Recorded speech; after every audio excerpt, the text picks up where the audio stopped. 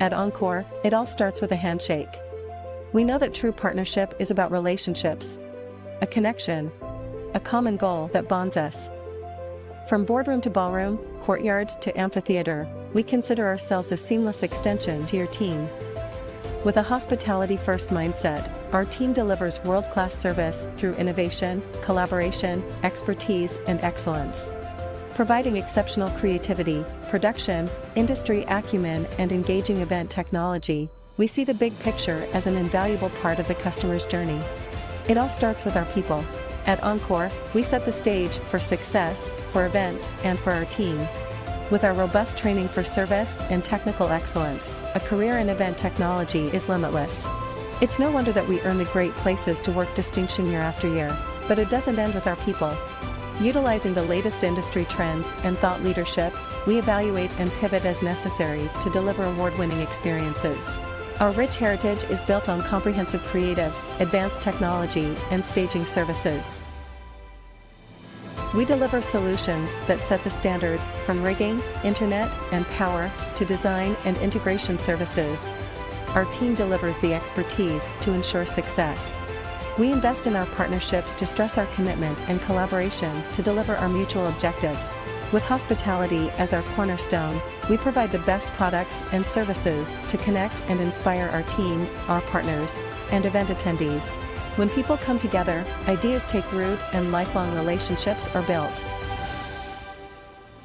With imagination and skill, the latest technology, and a passion to excellence, we create innovative event solutions.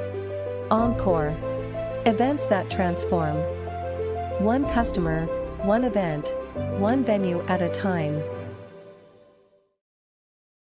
Thank you for joining us today. My name is Aggie Zamir, Senior Director of National Hospitality at Cumming Group. I'd like to welcome you to the International Luxury Hotel Association's webinar on why people's strategy is a winning strategy, moderated by myself with panelists Tyronne Stoudemire, Senior Vice President of Global Diversity, Equity, and Inclusion at Hyatt Hotels, Mary Beth Costello, VP of Talent, Learning, and Human Resources at Encore, and David Mamina, Regional Human Resources Director for Luxury Hotels at Hilton Hotels and Resorts. Today's webinar is brought to you by Encore, a global leader in AV technology and hybrid virtual or in-person event planning. The Wall Street Journal states that work experts have warned that while we've seen unemployment rates under 4% for the last 2 years and the job market is beginning to soften, we should expect a tight labor market to continue due to adding contributing factors, including baby boomer retirements, lower birth rates, shifting immigration policy, and changing workforce values and preferences. During today's discussion, we will uncover invaluable techniques and best practices for not only attracting and retaining top-tier talent, but also evaluating your workforce within the luxury hotel industry. We'll explore cultivating an environment where your employees can thrive and grow, discuss how to provide opportunities for professional development and advancement, as well as nurture a work culture that's not only positive, but truly engaging. We will also explore how inclusivity, diversity, and belonging within the luxury hotel industry can foster stronger team dynamics and drive your overall success. So saying that, let's get started. David, let's start with you. What role does culture play in team member attraction and retention, and what are some of the things you're doing to build a cohesive, positive workplace culture? Absolutely. So in my opinion, and I think in the opinions of all of my colleagues as well, everyone on this panel, I'm sure will agree, culture is going to be the differentiating factor in all cases. You can implement any strategy that you want for success within your organization, but without an effective culture which speaks to accomplishing that strategy, there will be no way to effectively achieve it. So it's important that all of our organizations have a well-defined intentional cultural foundations, and that everyone understands what those foundations support. So I can give you an example from our luxury brands within Hilton. We have our service culture, using just the service culture as the example, sincerely elegant service within Waldorf Astoria, purposeful service passionately delivered for Conrad. So our team members learn about this, they're able to define it. But equally as important, and maybe even debatably more important, is that every team member comes forward with actual examples of how they bring this culture to life within their hotels, whether it be through service to each other or service to their guests. And so that actually helps to develop a storytelling component. So as we're attracting our candidates for our roles, we're able to speak to this. They see it come to life in our job postings. They see it come to life in any recognition accolades that our organization might receive. But in our one-on-one interactions, we're able to then say, I'll use sincerely elegant service as the example. I can go beyond defining this. I can actually tell you a story of a way that I brought sincerely elegant service to life. And that's a standard that we hold not only our hiring managers to, but every single team member. I would never want a team member to only define something of our culture. I want them to have the personal story so that then they can have the ownership. They can demonstrate their empowerment. And that will play, I think, so heavily into their belonging within our organization, which then plays to the retention. They have that pride. They can say, I have impacted my hotel in one way or another. And then that just goes beyond and it becomes their entire personality. We devote so much time into developing our brand personality. So again, just kind of to summarize, with that in mind, as the employer, the ownership helps us to deliver on our commitments to our team members, through delivering our values, through delivering our team member promise. But then by extension, our team members are going to deliver on our guest promises, because we know that they're not just reading off of a pocket card, which we hand to them. They're actually taking that pocket card, they're looking at our service standards, and they're saying, you know what, I'm going to take this, here's what it means to me, and I'm going to bring it to life in this unique method. I couldn't agree more with David, 100%. I think that culture will eat strategy for breakfast, lunch, and dinner. If you don't define your culture and people don't buy into it, your strategy is no longer valid. The next generation of workers are looking for companies who have strong values and be able to operationalize those values and how they show up every single day. At Hyatt, we're a purpose-driven organization, and our purpose is to care for people to be their best. Diversity, equity, and inclusion is the manifestation of our purpose. It's how it all comes alive. So culture is that bedrock. It's a North Star. It's our path forward. And if we dive deep, rich in our culture, we get to a better place for everyone. It's one of those things you say we solve one that benefits all through the culture in which we live, breathe, and eat every single day. And we all have a culture. We define culture as the behavior interpretation of how a community lives out its values to thrive and to strive. And when you talk about talent, they want to come in, they want to hit the ground running, they want to thrive, they want to strive, they want to be a part of an organization that's winning. No one joins a C organization. Everybody wants an A+ organization. They want to give back. They want to add value. They want to live out their cultures. Within some of our hotels, we have more than 57 cultures under one umbrella. It's our competitive advantage. Yeah, I've got to chime in here. Agree with everything that has already been said. And I do think culture is everything. Again, not to be redundant, we also have the values that our team members and all of us live by. But on top of that, and it kind of goes to what Tyronne and David were saying, we've also kind of built what we call a team member value proposition. And it supports the values, but it's really focused on the team members. What we did a couple years back was to actually listen to our team members. What makes you want to work here? What makes you want to stay? And from that, we built our team member value proposition, which we call Focus on You. And it's 4 pillars. It's they want to connect, they want to belong, they want to grow, and they want to thrive. So everything we do around culture fits into those 4 pillars because that's what our employees told us that they want. And it helps kind of to be that North Star, that driving thing, like, listen, if there's something that isn't falling into those pieces for our employees, we want to make sure that we take note and listen to that. The other thing is just one other note is we recently were certified as a great place to work. And that is, again, a survey is a survey, and we all strive for that. But then what do you do with it, right? And we do take it super seriously. Year over year, if we put action plans in place that are driven by our leaders and our teams, it keeps getting better. And, the baseline is just to look at what our team members are telling us, and then how do we make it better? And that focus on new team member value proposition helps drive us toward that. Great. So we've defined culture as, like what Tyronne said, the bedrock of who each company is. Let's talk about training. Mary Beth, training plays a critical role in service delivery. Can you share with us how you're thinking about career development for your team members? Yes, and this is one of my favorite topics. So if you have to cut me off, that's okay. First of all, we know that well-trained team members are going to provide our customers with the best service, with the best experience. So of course that is a driving force.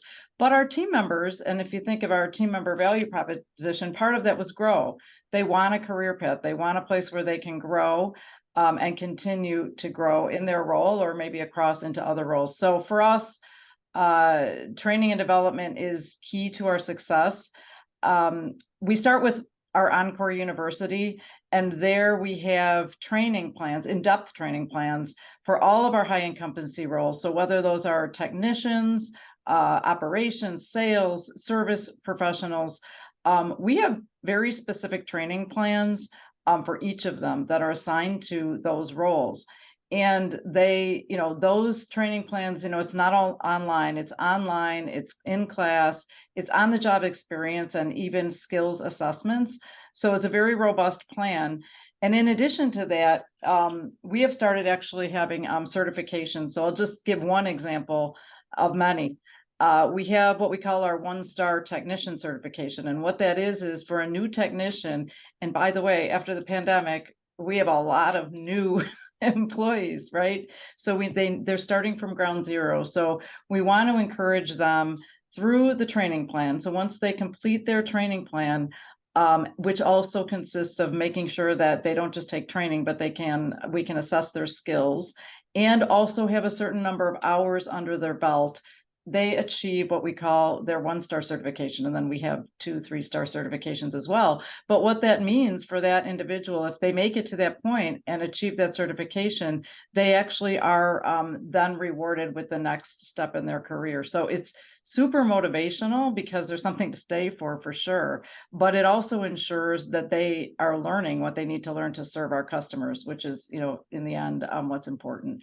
And I could go on, but we also focus on leadership development. We have a national college program to bring in new talent and educate them. I guess it's just a way of saying that we focus on learning at every level, from the entry-level technician to our executive team. And I really think it's a key differentiator for us.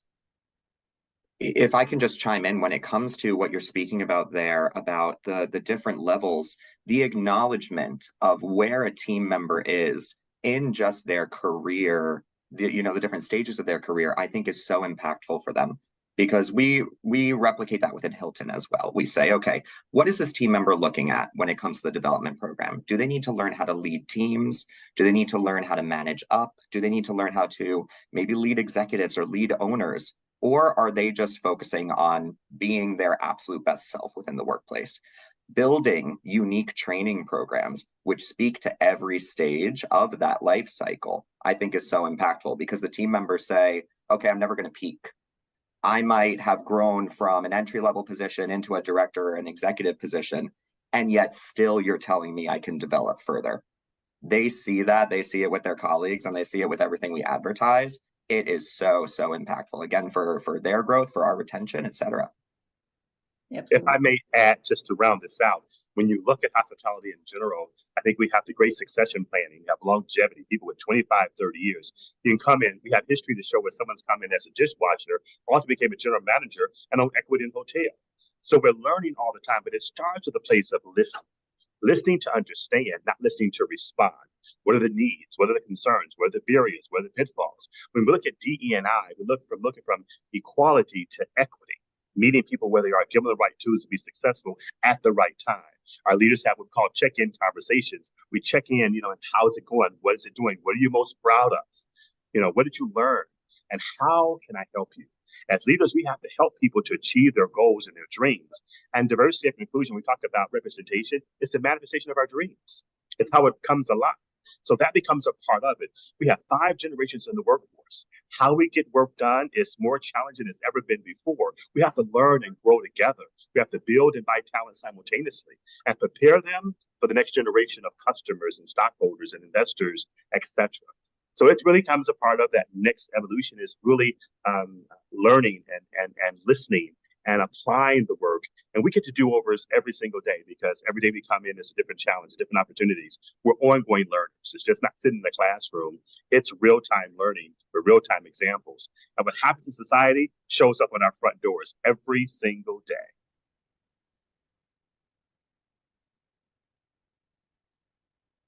Great. So let's move on. Tyronne, you mentioned DEI a few times now. What are some of the strategies for promoting DEIB at all levels of your organization of Hyatt? That's a great question. Of course, I'm biased and I've been doing this work for quite some time. But I think each diversity, equity, inclusion strategy is 3 components. It's the workforce, the workplace, and the marketplace. And it starts at the top of the organization. We have a global diversity, equity, inclusion council that's chaired by our CEO, and I'm the co-chair. We have 8 diversity business resource groups, which are chaired by our executive leaders. And those groups are designed and created by the minority for the majority to have an experience otherwise they wouldn't have. But they're chaired with executives opposite of the groups. We have 2 heterosexual white men who are over our Hyatt Black. We have 2 heterosexual female over our Pride DBRG. So we're learning and growing together. We're starting one that benefits all. We're building what we call cross-cultural competence, the ability to discern and take into account one own and other worldviews to be able to seize problems and resolve conflicts in ways that maximize cultural differences with empathy and care to outperform the competition. So when you talk about D&I, it is a part of the DNA of any organizations. And if you're in the people business, you're in diversity because people are very diverse. So how we show up to go after the talent and develop and retain the talent, remove the barriers that may be in the way of women excelling, then to be able to look at the systems that may be flawed that will stop us from moving forward, right? And then how do we show up in the marketplace?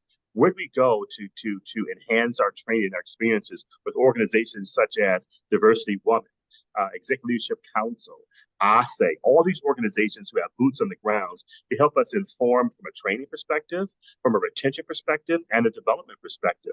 We're in hospitality, we're not in learning and development, so we have to go out and get people to help supplement the work that we're actually doing and fine-tuning that. So D&I is really in Hyatt's DNA, and it's part of what we do every single day, and everybody's engaged from the top up. Now, I'll go back to our DBRG leaders, and we actually rotate them every 2 years. We have to arm wrestle to get them to change. I love my Pride group. I love my Latino group. I'm not changing, but in order to give everybody that sense of belonging and building awareness, we got to exchange and come together and keep that going. So it's really part of our diversity, equity, inclusion strategy, focus on equity for between equality and equity, and building the infrastructure to change behaviors. If the only way you're going to drive behavioral change in an organization is really through learning and growing courageous conversations, looking at leading inclusively training that we have in place. We want to make sure we're listening to understand and not listening to respond. All of those things collectively creates an environment of belonging, regardless of race, gender orientation, or background. And that's where we want to be. If we say to a purpose-driven organization, we've got the purpose, empathy. I would use a formula is that empathy plus care, empathy plus action equals care. Empathy plus action equals care, and care is contagious. If people feel that you care about them and care enough about what they do, care for them when you do good, and care for them when you make a mistake, that becomes a real retention strategy for all to be able to move and have an inclusive environment. As I said earlier, in some of our hotels, you have more than 50 cultures under one umbrella. And oftentimes the diversity issues are really misunderstanding because of the interpretation of someone's culture and how they behave. Yeah, I would just chime in, Tyronne, you've said it so well, but obviously we're also very committed to creating that culture that's for everyone, whatever their diverse self is, because that's where they're going to be able to thrive. We also have 8 BRGs, maybe the same ones, maybe not, but I think what's really important about them, and I can relate to the fact that our executive sponsors of these groups are so into it and they're so passionate. And we rotate them too. But again, every year we've had a few more BRGs spring up, and they're always grassroots. And I always find it really interesting, when you think of some of the different ones that come to play and how they can help drive some of our decisions. Everything from, to your point, training needs, how do we need to help train people? Even our interviewing process, there were things about it that were just not inclusive. Maybe we didn't have diverse panels, or we were using certain nomenclature or terminology, and the BRGs they're the experts. They can kind of share with us, hey, what are we doing well? What are we not doing well? And it goes back to listening to them. Some of them have even suggested and pitched and actually resulted in changes to our benefits plans, because there were some things that, we ended up adding really because of the push and the insights of our BRGs. So the BRGs are key. I think the other thing that I'll just point out, being in the role that we're in the events world, is also focusing externally. How do we make sure that the events that we are part of producing are also inclusive to the attendees? And whether that has to do with accessibility, we recently have learned and implemented some things that had to do with folks that are colorblind, and maybe they don't see things the same way we do. We're actually sponsoring this immersive event at IMEX, which is all about how do you design events that are more inclusive for all the attendees. So it's our team members, but it's also our customers. It's the world we live in. And again, it's all part of that great culture that we're trying to have. Mary Beth, you spoke about disabilities. Tyronne, do you think that you and David could speak a little bit to inclusivity in your organizations in Hyatt and in Hilton? Absolutely, and I think we're going to have some similar things here as we share. When we talked about our 8 diversity resource, one of our groups is called Disability. DIS is lowercase, ability is a larger case. And it's sponsored by our executives, and so we look to partner with organizations such as Special Olympics.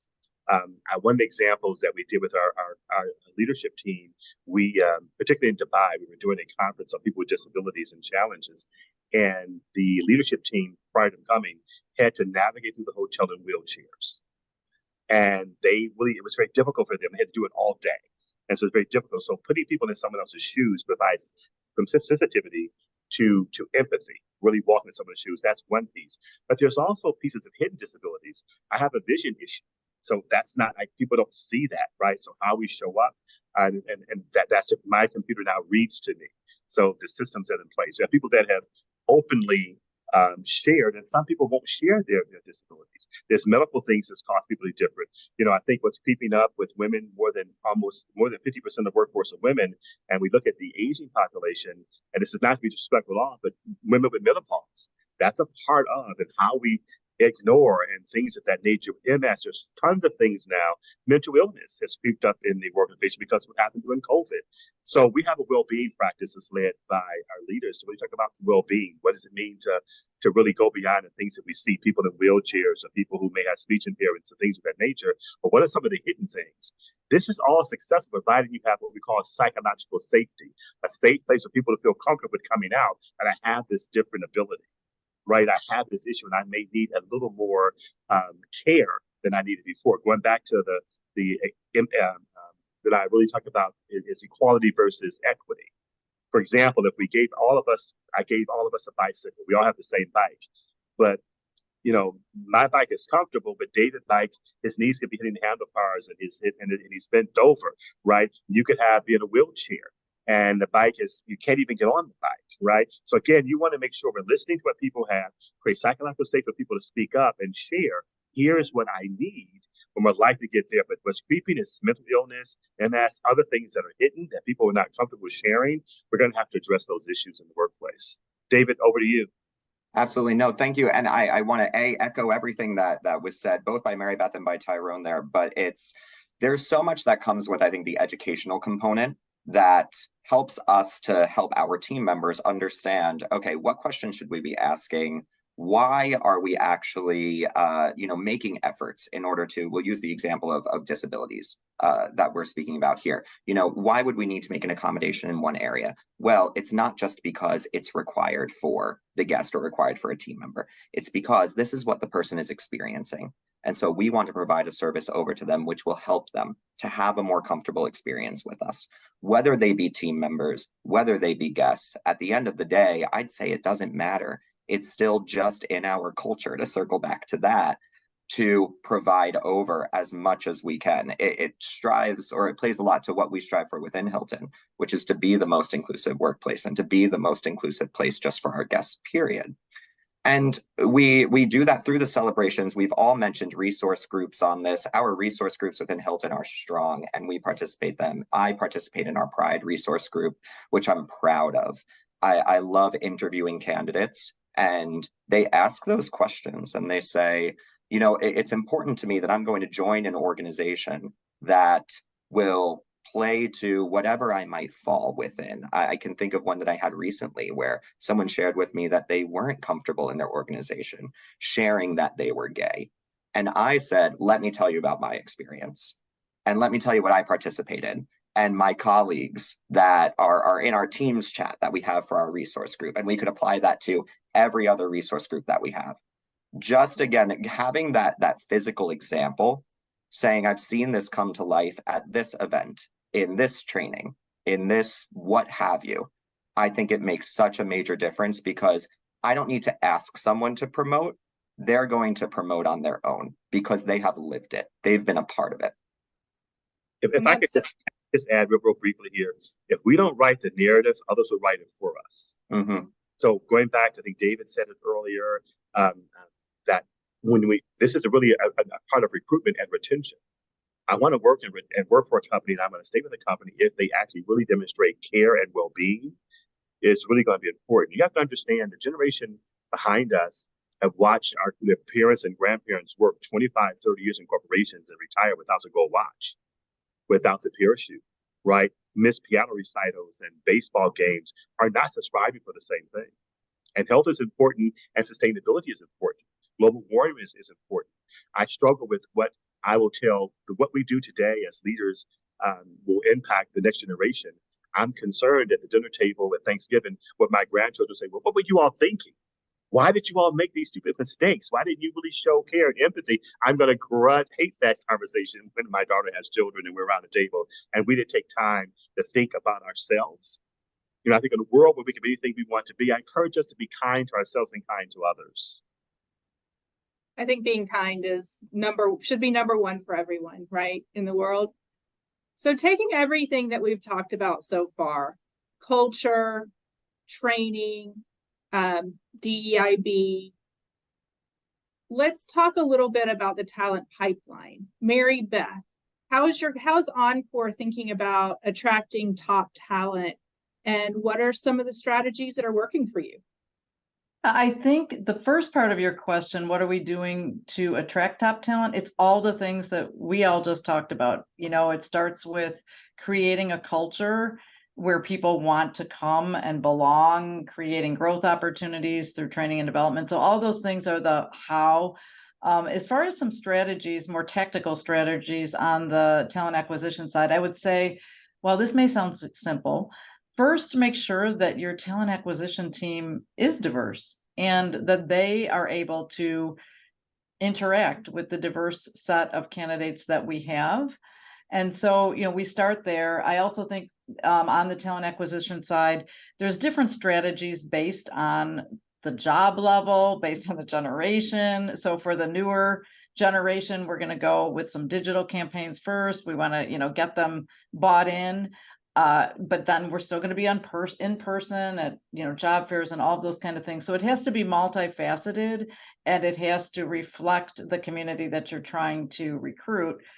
Another thing we did recently, and again, this came back to listening to our employees when we were kind of investigating what makes them want to stay at Encore, because obviously then we want more people like that to recruit.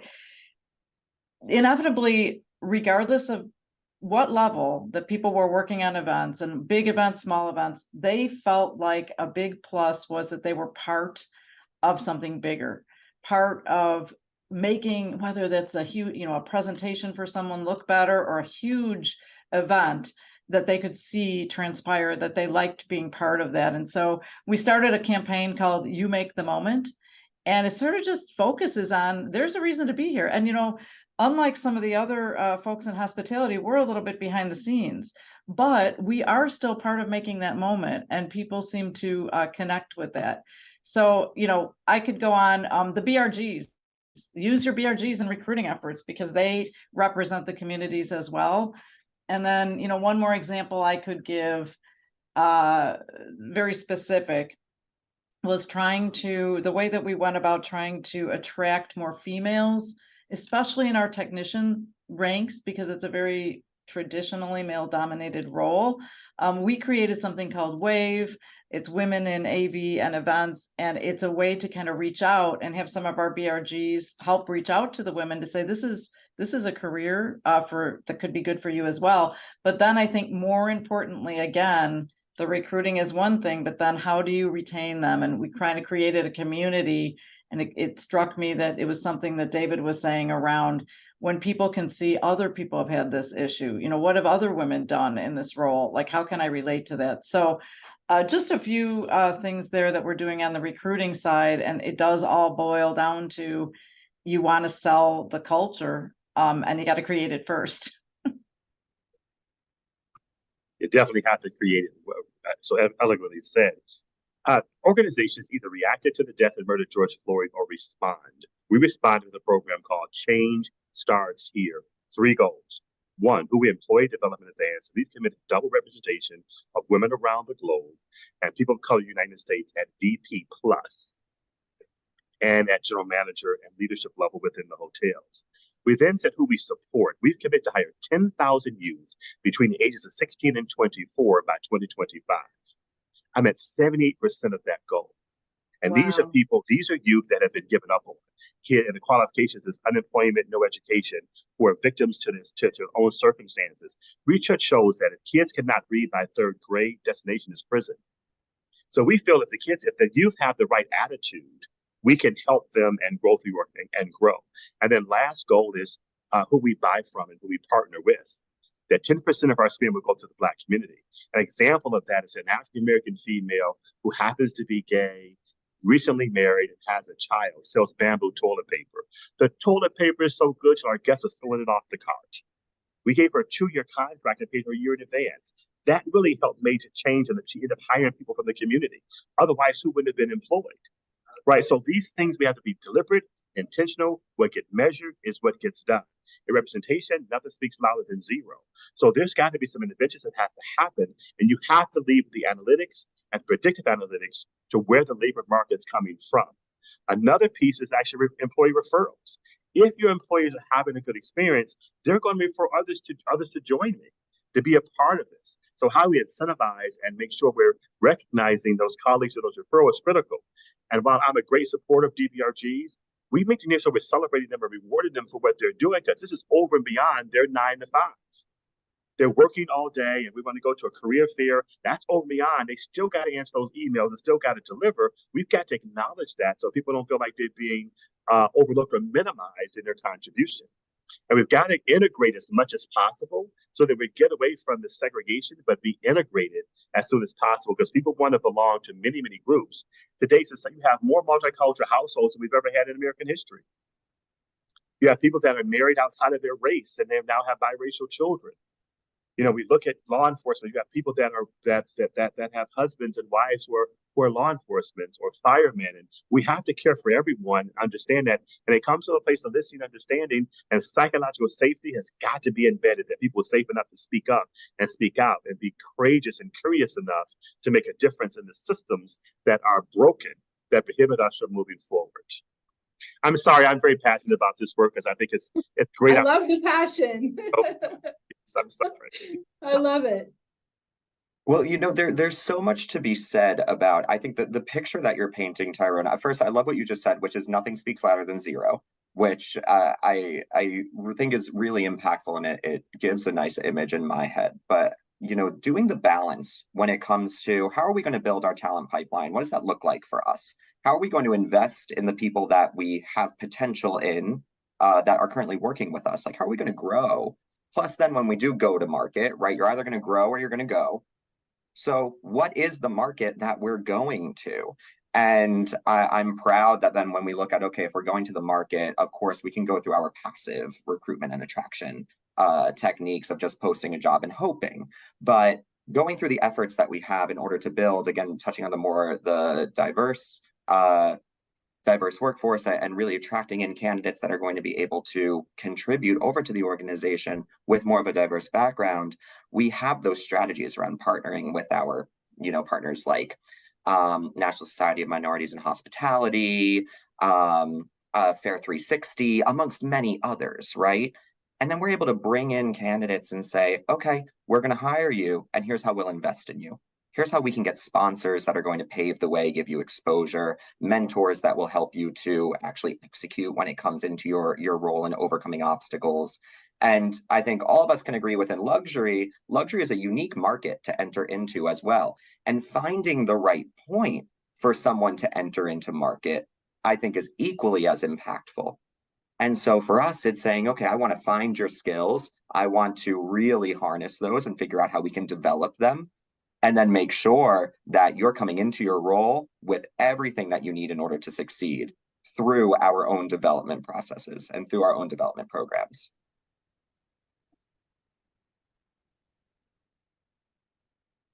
So I've heard a little bit about this next question through each of your answers, but how do you see behaviors coming to life that we've talked about within your organization? David, do you want to start? Absolutely. So I think that it's again, going back to balance, a nice example of we'll build programs and then we'll celebrate the team members that are taking advantage of them in order to add more attraction and sharing stories. So we have our resource groups, which is a really good one. Within Hilton, we utilize a program called Courageous Conversations, which is an opportunity for us to sit down with subject matter experts, whether they be internal or external, to speak about any kind of awareness, any kind of education which might be necessary. We saw Courageous Conversations really come to the forefront during the Black Lives Matter movement. And now we're able to expand on that through topics such as, and I'm just going to think off the cuff here, some substance abuse disorders and what it looks like to respond to that. So that then our team members know this isn't just impacting me in the workplace. Maybe there's someone outside of work that I could impact through the education that I'm getting through my organization. So we're able to expand, we're able to diversify the offerings that we have. But I think that by celebrating these and by advertising them, it gives our team members the comfort to come forward when they need more personalized and more individual attention if there's a matter which perhaps is resonating with them that they want addressed. I can think back, I'll share a story back right during the middle of the Black Lives Matter demonstrations in Washington, D.C. I had a team member approach me and say, why hasn't anybody come to me and checked in on me? And I said, oh my gosh, this is such a major eye-opening moment, because while we had all these group sessions, where was the individual attention? The fact that that feedback came, I think was groundbreaking, because it just goes to show that A, the team member was comfortable too, and B, that they knew that they were going to get a result from it. And so it goes from, I can roll out a program, but the behaviors of both the people that are executing it, as well as the team members that are receiving it, oh, it's so impactful. David, I couldn't agree more. And we were taking that same process of the death and murder of George Floyd. We did focus groups with our Black colleagues, the President of the Americas. That is still going on today. We then believe in lift as we climb. They then looked at the next generation of Black leaders in the organization, invited to be part of the forum. We then did it with women. And they were coming and sharing. We're learning so much from them.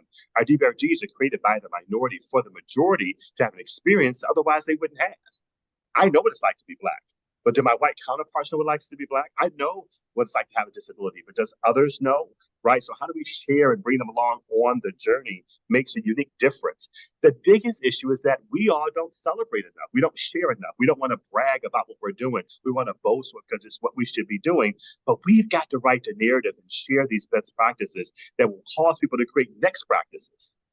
This is something we have to do together, not independently. Hilton is just, and it's an industry issue that we can partner with Hilton and Marriott and Encore that come together and honor and tell these wonderful stories. So people say, I want to be a part of that A-class team, that A-class, that brand, right? I want to share. I want to grow. I have something to give. I have something bigger than me that I want to be a part of. We've got to create and tell that narrative. We don't do it. If it's social media, if we don't write it, others will write it for us and we'll be canceled. I'm not sure if you all are familiar with the racist soap dispenser where the soap dispenser would not provide soap to black and brown hands. That was just, I encourage everyone to go out and look at that. That was because they didn't have a diverse team. They didn't test with a diverse product. They probably didn't have DBRGs in place. Technology is going to be a disruptor for some people. More than 40 million jobs will be lost because of AI. While AI is good, but in the wrong hands and used the wrong way, will certainly exclude certain groups of people. Wow. Yeah, it's, you guys have both said so much. And, I too can give examples of, people telling their stories as being such an important piece. So as I kind of reflect on what both Dave and Tyronne just said, I think listening is a common theme here. We need to listen to our team members because they will tell us. They will tell us what's wrong. They will tell us what's right. They will tell us what they want it to be. And again, if you're open enough to listen to it and then do something, hopefully we then can provoke that storytelling, because I know that whether it's an executive or a technician or anyone else in our organization tells their story and people listen to that, whether it's about, it could be a disability, it could be a mental health issue, it could be, a race-driven issue. And those are those powerful stories. So I think the key is to first listen to them and listen to our employees, what they want, create that culture. And then I think the challenge, Tyronne, as you put it out there, is how do we tell those stories and have them tell them the story so that other people can learn from each other, and then it goes right back to creating that positive culture. The other thing I'll share, if people are really wondering what to do, if you look at your engagement survey results, look at your turnover, looking at your promotions, it gives a clear story from a D&I perspective. I asked leaders that says, how many women have you promoted in your profession? Some have said none. Right? That's a problem. That's an opportunity to help them to be able to do it. So look at the data that you have in your organization. Who's leading at a faster rate? What did the exit interviews say? What were the barriers that they encountered? All good things that we can take and put things in place to overcome some of those obstacles so it doesn't happen again. If we don't look at our history and understand the why we did what we did, we're going to make the same mistakes.